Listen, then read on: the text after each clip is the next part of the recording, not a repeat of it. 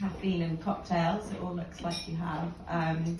Good morning, my name is Katie Service. I'm the editor of Paris Magazine, and I've got the amazing Amanda Harrington here to talk to you today all about her incredible career and about how to use these amazing products which are in front of us. So, I think we should probably just kick off at the beginning, actually, Amanda. Will you tell me, because you started in makeup, right? I did. Hi, good morning, everyone. I started in fine art, and I was... Actually, let's go back further. Where were you born? Sorry. But my father was an amazing painter, and he lived in Vermont Height. I mean, he was so arty and beautiful like that. So I was like, oh, I just want to be, you know, An artist, you know, doing 2D flat canvas, you know, being quite whimsical. And then I was in live class and I fell in love with the body. I absolutely fell in love with drawing it, with looking at it, with the form, with the shapes. You know, you just had so many different types coming, you know, that you had to draw and paint. And I thought, oh, quite like to do something with that. And it was, I mean, I'm old now, so it was about 97. And I was like, oh, body painting was a thing then. So Robbie Williams was doing it on his music videos, you know, people were getting camouflaged into walls, and it was a real trend to have art painted on you. I was doing Selfridges windows, you know, painting sort of vinyl records on mannequins. Wow. And they were moving around on turntables and stuff. Like, it was quite niche. So I went to Australia. But mostly pegged in the music industry, or in and in fashion too? Yes, mainly music at the time, and clubs, lots of nightclubs. I was always in a dingy nightclub, painting some fabulous male. So that's where I was, and then I went to Australia because they were far more free about the body then. They still are. You know, we then were not as, I mean, we are so much more liberal now, which is amazing, because I love the transformation that's, you know, that movement of body confidence and body acceptance.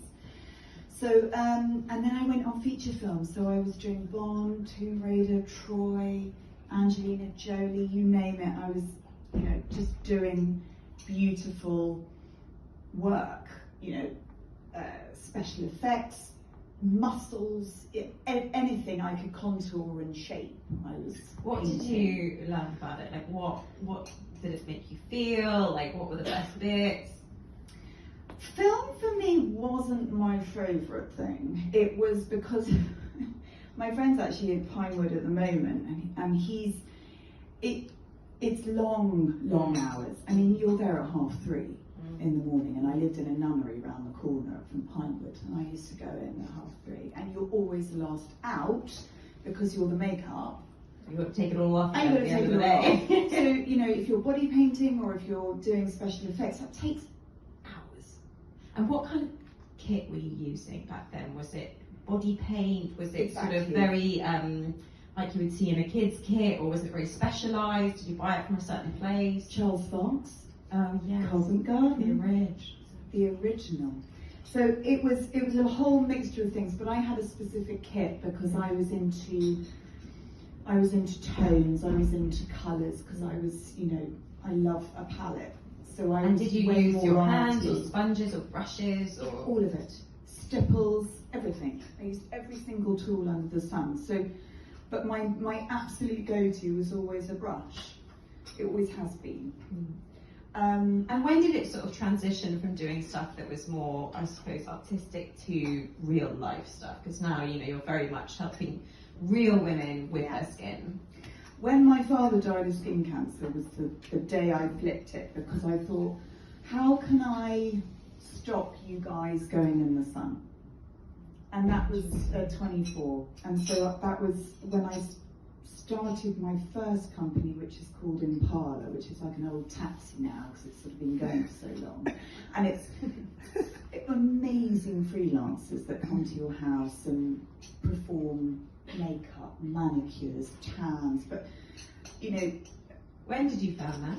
2004. That's a long time before the pandemic, and everybody started doing things in their homes and stuff like that. So it's very advanced of you. Why did you?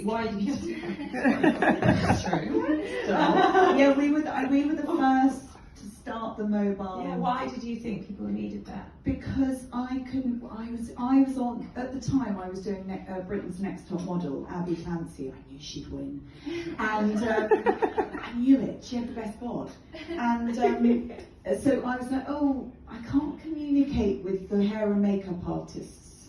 I need my own team. I don't know what I was doing at the time, but I just created my own team because I wanted to make sure that everyone on the red carpet, we were doing Cannes, we were doing Oscars, you know, we were travelling a lot.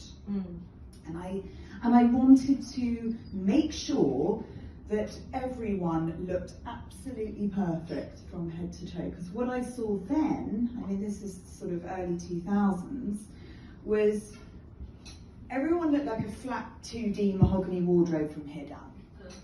And the colour was wrong. And this nothing matched, nothing flowed, nothing looked. Because you'd have a makeup artist do from there up, and then from there down, it was probably them at home doing their own tan, or actually sitting in the sun. Yes, exactly. Sitting in the sun, having a dodgy spray tan possibly, or exactly doing it themselves. So that's when I started in parlour, because I wanted to make everyone look amazing. And the tanning became my passion. Yeah. And did you see a huge amount of interest within that, and the tanning really grew, and that's how you